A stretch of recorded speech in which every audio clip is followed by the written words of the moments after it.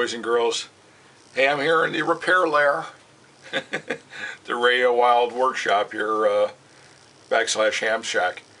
So we're going to continue on with the EC425 Emerson, and I got the box. Let me show you what we're going to do.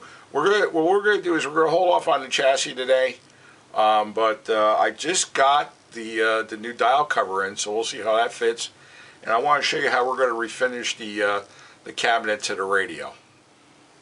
Okay, boys and girls, here's the cabinet. I did a few things to it to prep it. One thing I did was I've removed the handle and basically kind of cleaned it up already and get ready to do some finishing work to it. I've already glued up it's actually nice and strong now. I glued up 3 out of 4 sides, and I had clamped up everything, and it looks like it's going to be pretty good now. So before we start out, I want to show you this. Look what came in the mail. That's the new dial cover. Let's see what it looks like in the radio. Well, there it is. I just have it in there held with gift wrap tape for the time being, because we're going to do some stuff to this cabinet. But look at that. It's so nice, so clear, and it fits perfect. So we'll fit that in the cabinet permanently once we take care of getting the cabinet straightened out first. So that's great. So hey, if you happen to see Mark in Kutztown, you know, tell him I said, tell him that you said you saw this on my video, and I think Mark will be appreciative of that. I'll show you his address again at the end. Alrighty, so what I have done to this point was, besides gluing up the box, I already took the liberty of wiping everything down on the box itself. The box, especially up on top, had a lot of dirt in there, into that wood, and I just had a heck of a time getting some of that out. But what I used was Simple Green, one of my favorite cleaners. I used some Simple Green, and I went over the box itself, got off all the nasty stuff, okay, on all sides. Like I said, I want this to be perfect. I want to have a little patina on it, make it look like it was used and not abused. And once I went over with the Simple Green, then I took a damp cloth with some water. It was just damp, and I wrung it out real good. It was almost half dry, but still a little damp. And I went over it and I wiped all the Simple Green off. Alright, now I'm going to show you a little trick that I've done to some radios with a pretty good degree of success. We'll see how it's going to work out on this.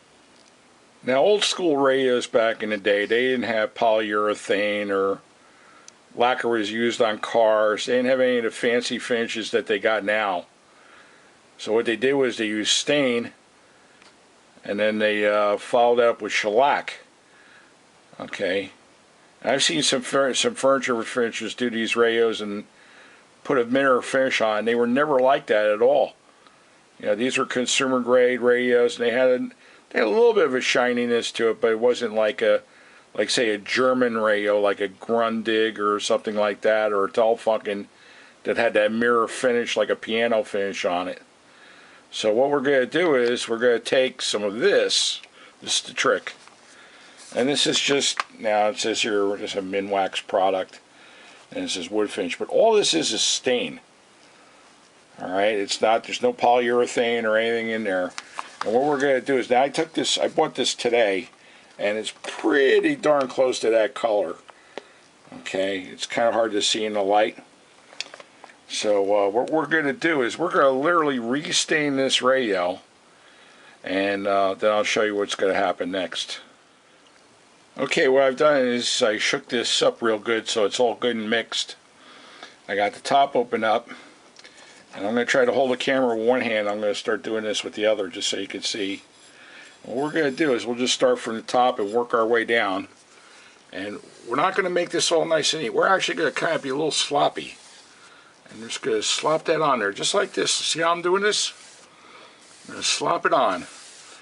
And don't be afraid to push down on it a little bit. Oops.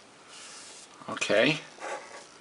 We're going to do the whole... Whoop. I'm going to do the whole radio like this, and this will be all nice and wet. Let me turn the camera off, and I'll show you what it looks like totally covered. Okay, Right now I've got this whole thing just covered in stain. Alright, now what's going to happen is, or at least what I'm hoping is going to happen, and I've had some success with this in the past, is that the stain will actually wake up the old school. Whoop, here I missed a little bit of a spot right there. There we go. Wake up the shellac. Alright, and it'll actually start to lift it up a little bit off the wood and make it shiny again. So what I'm going to do is I'm going to let this thing sit for about 5 minutes. Then what I'm going to do is I'm going to take this tack cloth and then I'm going to wipe the whole radio down. So let me let it sit for a few minutes and I'll show you what it looks like after the fact.